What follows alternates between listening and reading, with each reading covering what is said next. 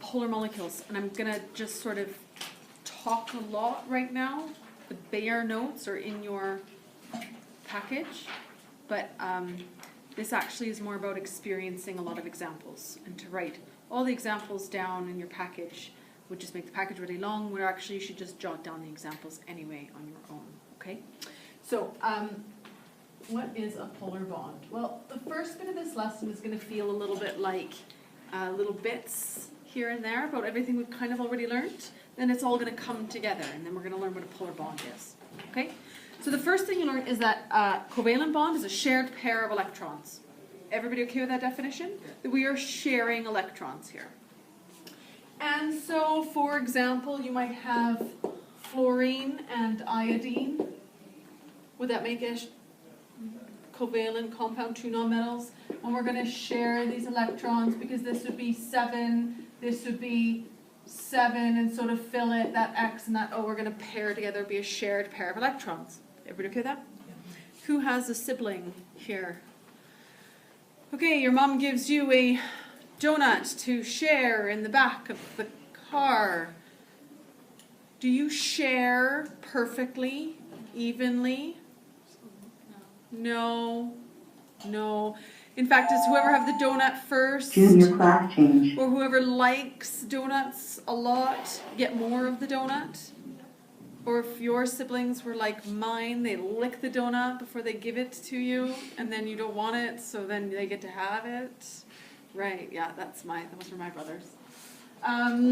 So a shared pair of electrons isn't always evenly shared. Just like we don't always evenly share things in our life either. So I'm going to teach you a new word, maybe, probably.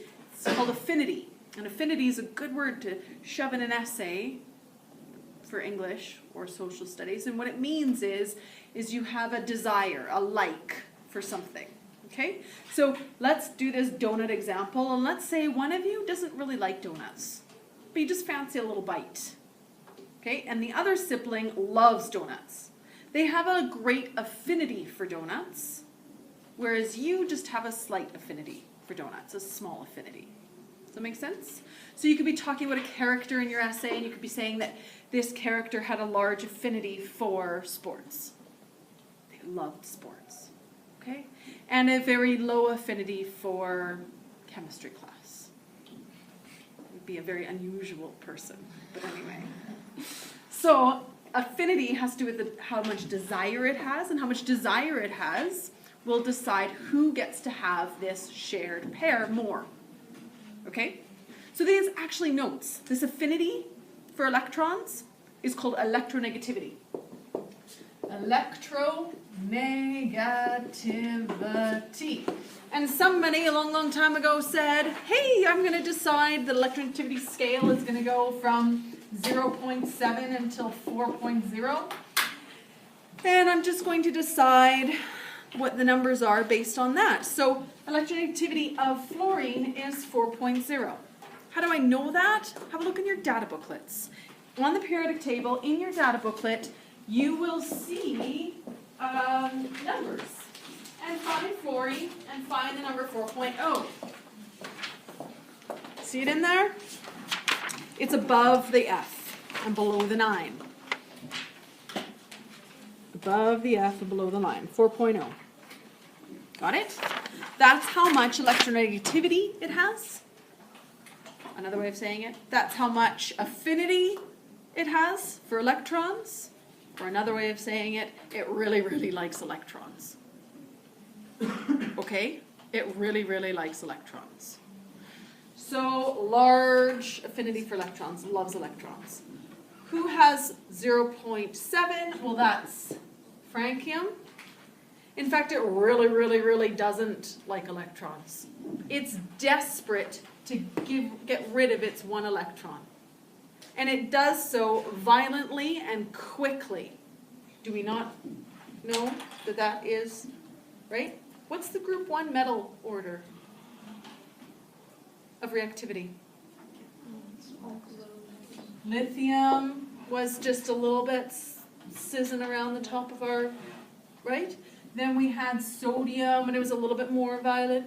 Then we have potassium, and it's even more violet. Then we watch cesium on the video. Then we watch, oh no, pardon me, rubidium, I mean. Then we watch cesium. Wrong way. Wrong way. That's better. And then, well, they haven't even made francium, enough of it to actually explode it in water, but there's lots of YouTube videos which show mushroom clouds of some kind of nuclear reaction. Not francium in water, but one would predict that is what it would look like. So the order of activity gets more and more reactive as it goes down, right?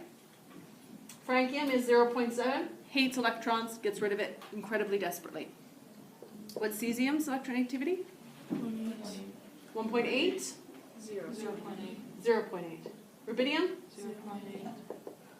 Potassium? 0.8. Pardon? 0.8.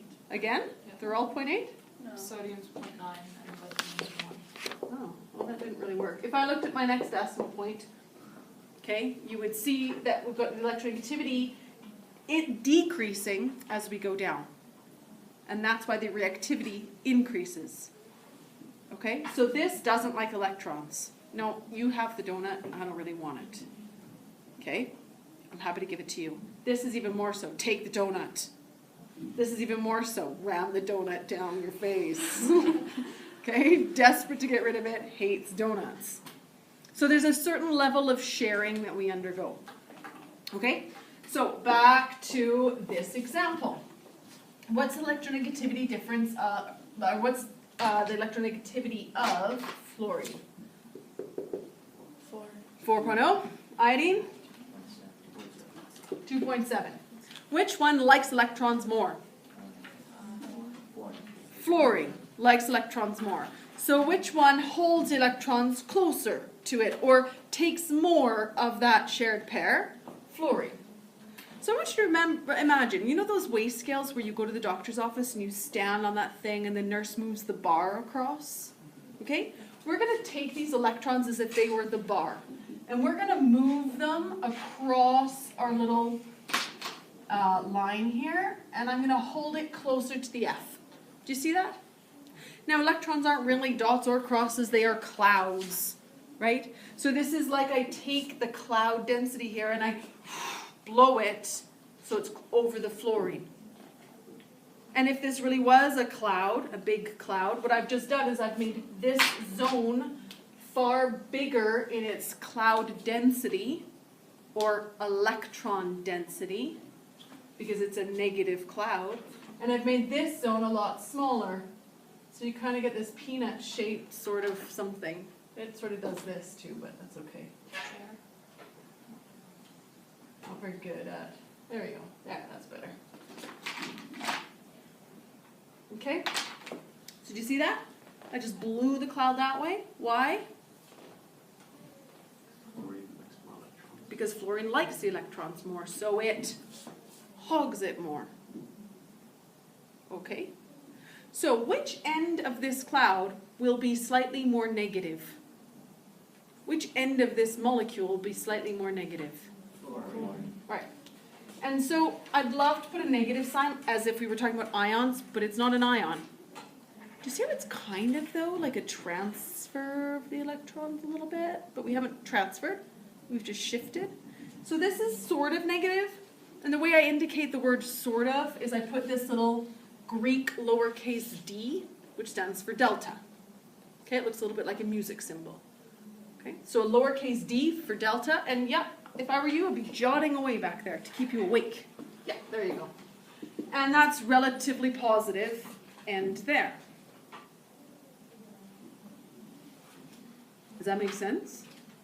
And if I have something that is a molecule that has a relatively negative end and a more relatively positive end, I can call this a polar molecule. And this only has one bond, so this is also a polar bond. So right now I'm using the same word for both things. This is a polar bond, because it's a bond, and it's a polar molecule because it's a molecule. Okay? Now, sometimes I ask you to communicate this polarity by the electron cloud.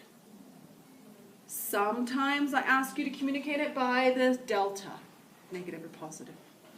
And sometimes I ask you to communicate it with an arrow, as in which way did we slide that pair of electrons.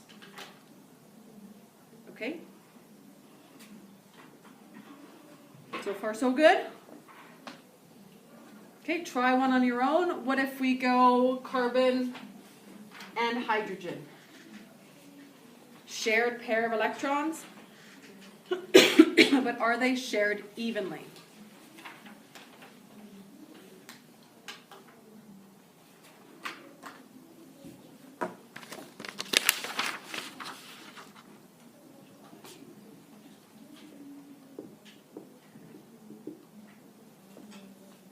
What have you decided?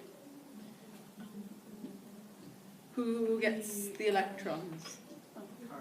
The carbon. I'm just going to draw this with the arrow. Then I would shift the electrons this way. And just for practice, I'm going to show a relatively negative and a relatively positive end here.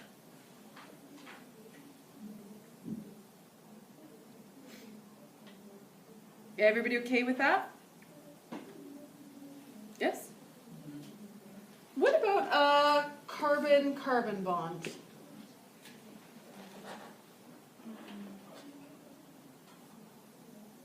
Two 2.6? 2.6.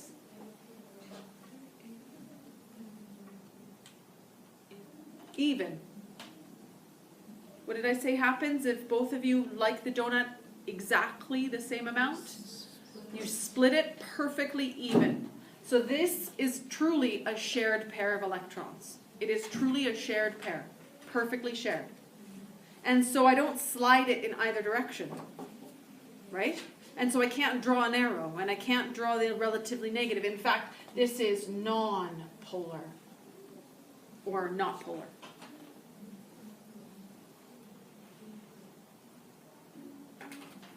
Okay? Make sense?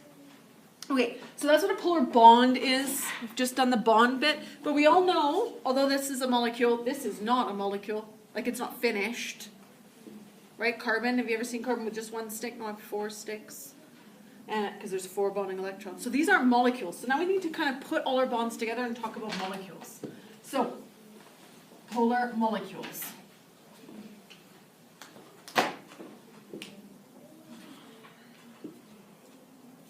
Well, let's go back to our carbon and hydrogen.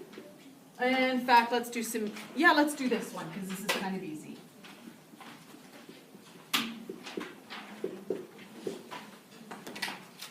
And I do have some kits for us for demonstration, so that you kind of get it.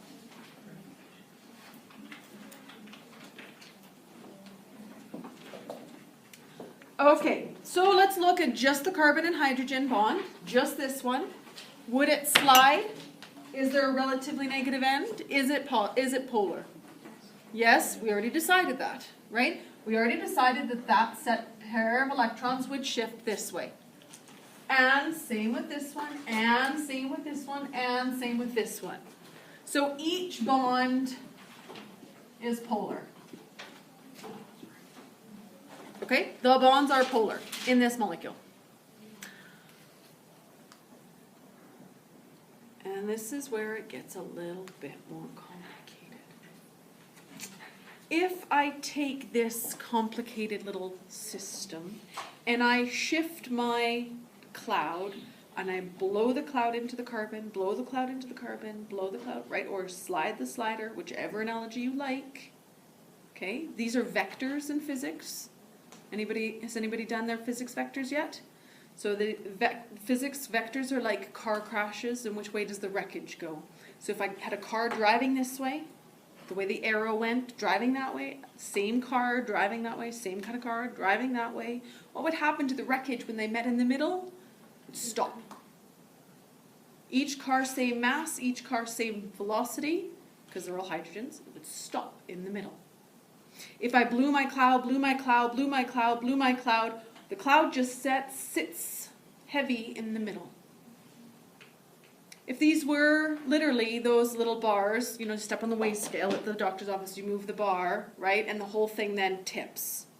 Like, do you say seesaw or teeter-totter in this country? Either or. Yeah, but you're from Scotland. You don't count. You're like me. What?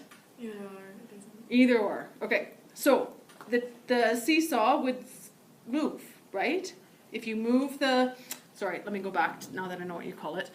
If I'm standing on the weigh scale and I move the thing, the slider across, it tips like a seesaw, right? If I move this bond over, this end tips like a heavier molecule, like a heavier end, that cloud that we blew. If I tip that end, tip that end, tip that end, tip that end, the whole thing, does the whole big, complicated, cool little seesaw move? No. If I had a mouse here, a mouse here, a mouse here, a mouse here, and two elephants in the middle, the mice would just sit there perfectly, right? Perfectly. All these analogies, use whichever one you can sort of visualize. Okay? This is the hardest part of the bonding unit, is polarity. Okay? Especially if you haven't taken vectors. Those that take vectors, those that have done physics, are like, yeah, no problem.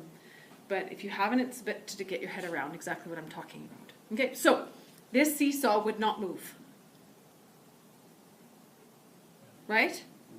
The density just sits heavy in the middle. The whole, even though each bond is polar, the molecule is nonpolar. Okay, so the bonds are polar, but the molecule is nonpolar.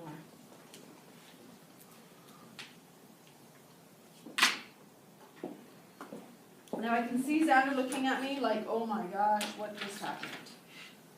Well, stay with me, stay with me. What if I change these hydrogens to chlorine? In fact, I'm going to do it this way.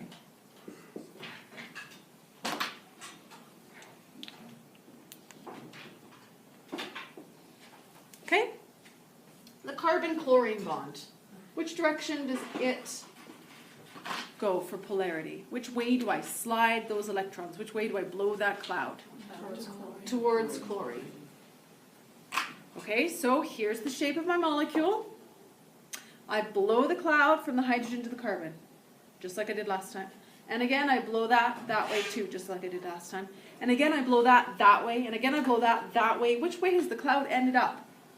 Over here. Right? Do you see that, Xander? Yeah.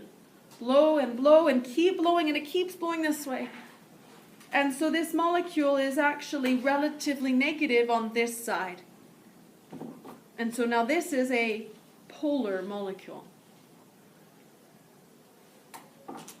So I've gone from still polar bonds to now a polar molecule because I added, well, if the carbons are elephants, I've just added, I don't know, what's bigger than an elephant? What's heavier than hippopotamuses?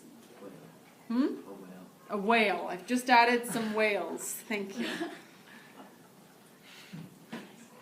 I should have stuck with like horses or something. That would have given us more options, but we've run out. Okay?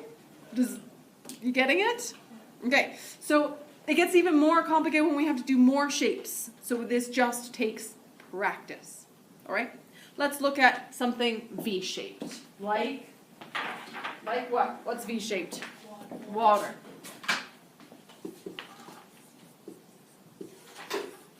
Okay, which direction do these bonds, which direction are the bonds, or pardon me, first of all, are the bonds polar? That's a better question for me to ask you. Are the bonds polar? Yeah, okay. Which end is more negative? Oxygen. Oxygen. So these are going to be that direction. So, polar bonds from the H to the O. Yes. Now, if we didn't know anything about its shape and we thought it was like this, right? You know how we sometimes draw it like this? H, O, H, like that? If we really thought that that was the shape, if we hadn't learned Vesper yet, you would think that this would be nonpolar. Right? I blow the cloud into the middle. I blow the same amount of cloud into the middle. It doesn't tip any direction. It stays completely the same. But we know that it's not linear, but rather it is V-shaped. And so if I blow the cloud this way and I blow this cloud this way, or for those of you that know vectors, if I've got two cars that are traveling on those angles and they crash in the red zone, which direction is the wreckage going to be pushed? Up. If I'm blowing my cloud up, but I'm blowing my cloud up, which way does the cloud end up going? Up. So this end is relatively negative, and this whole zone down here is relatively positive. Okay? So relatively negative, relatively positive.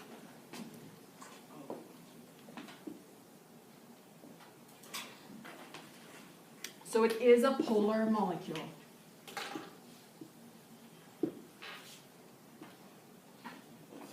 Makes sense? What if I change these hydrogens into chlorines?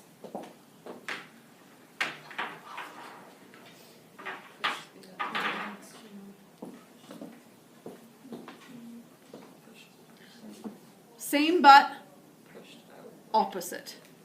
So here I've got chlorines now, and all of a sudden my electronegativity difference has changed. Is chlorine more than oxygen?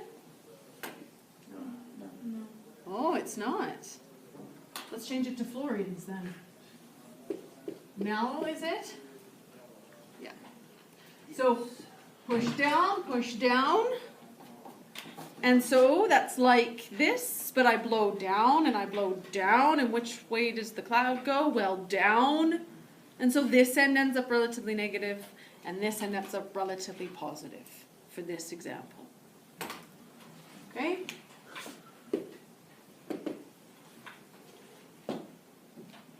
But you have to know the shape. If you think it's linear, you'll get the polarity wrong. In fact, for every V shape, it should be polar.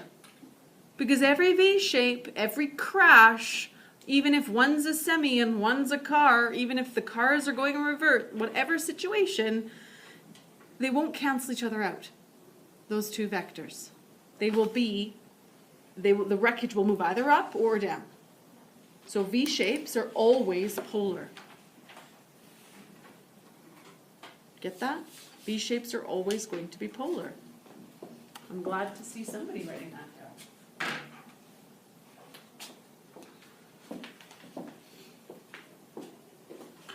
What about ammonia?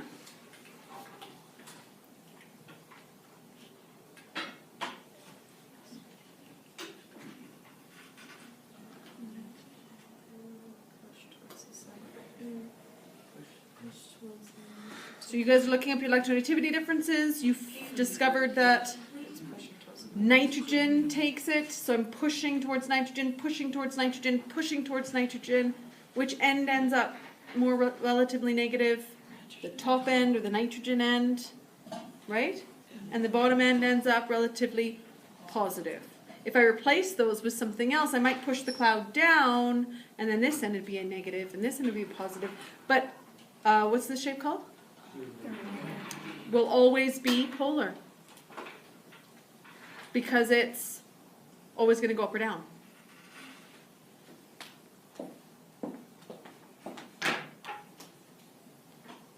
And lastly, the lovely methane. More complicated. Okay? Here you've got 4 clouds pushing, pushing, pushing, pushing. Okay? The cloud density or the crash ends up stopping in the middle. It'll be non-polar. Okay? In fact, every hydrocarbon will be non-polar. Hydrogen, carbon, hydrocarbon will be non-polar. They just crash in the middle. What if these were all chlorines? Let's actually talk about one chlorine first before I go and change them all.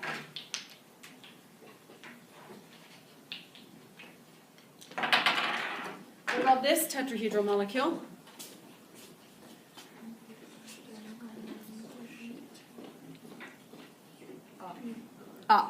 Good. Towards the chlorine. So I'm going to blow the cloud towards the carbon, blow this one towards the carbon, blows that towards the carbon, but the carbon then blows towards the chlorine. So this end ends up being relatively negative, and this ends up being relatively positive. Does that make sense? What if all of these are chlorines? I just took that chlorine off. Oh. Okay, what if they're all chlorines? That would just be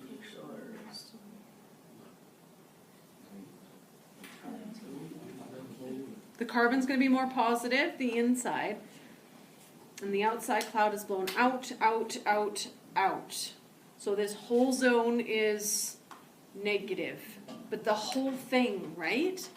So overall, as you look at it, nonpolar. And the best example I can give is because we're going out, it's easier to not talk about a car crash, but rather to talk about tug of wars. So if these are 4 mountain teams, and this is some flag in the middle, and you are all pulling on these angles with exactly the same strength, is that flag in the middle going to move? No. Because this is 3-dimensionally symmetrical. Okay? But if we take if these are the 3 boxers from yesterday, and this is me, okay, now is somebody winning this tug of war? You bet. This whole thing's going to be pulled this way. So this ends up being relatively, and this ends up being relatively, no matter where I am stood, I'm losing. Okay? Okay. One more thing. One more. You know how before you were taught that non-metal, covalent sharing? Okay, and now I'm telling you the sharing is sometimes uneven. Okay? Can you imagine a situation where the sharing is so uneven that we have to call it ionic? This isn't just relatively negative and relatively positive, but like this is relatively really negative, and this is relatively really positive. And so I'm just going to call them ions.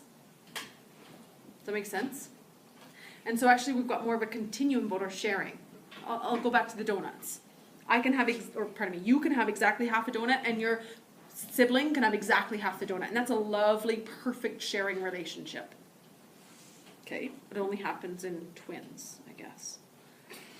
Like BRBR and CLCL. They perfectly share. Okay? Or one of them could just have one extra bite. They're still sharing, and it's not 50-50, it's like 60-40, but they're still sharing, right? Your mom would just kind of roll her eyes and tut. Do you use that word here? Okay? My mom does that all the time. Yeah. You don't even live with your mom.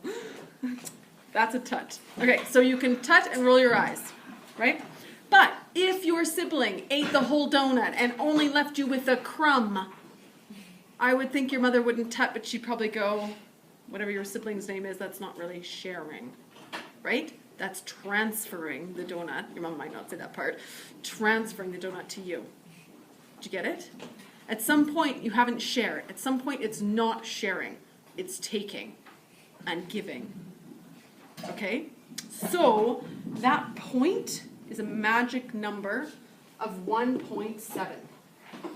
So, if you subtract your electronegativity differences, and you get anything that is smaller than 1.7, it's going to be covalent.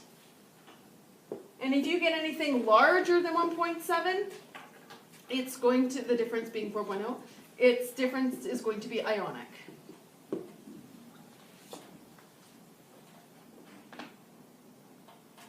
And so let's look at the example of zinc bromide. Now zinc bromide in Science 10, right, ZnBr2, you would have said is what kind of compound? Molecular or ionic or acid or element? What? Ionic, because metal, non-metal, right? Except for now you're a little bit smarter and you know it's not black and white, but rather as a continuum. Have a look at the electronegativity differences. What's the electronegativity on zinc? 1.7. And bromine? 3.0. And so the difference between them is 1.3, I would hope. 1.3? So 1.3 puts it into the covalent. This actually isn't really a full transfer, but rather it's more sharing. These are nicer to each other than a give and take. And so actually, even though we would think it would fall here, it would actually fall here, and it'll be polar and covalent.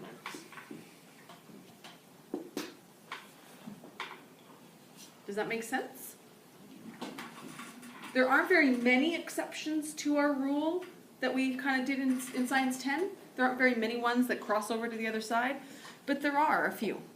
And it's because of this electronegativity difference that when they're together, these specific ones, they actually share more than transfer, or transfer more than share. Okay, so this continuum is in your first bit of questions. All right, I'm done talking. So in your package, it asks you to go to Snap Booklet page 65 and 66, and then I've got some easier questions for you to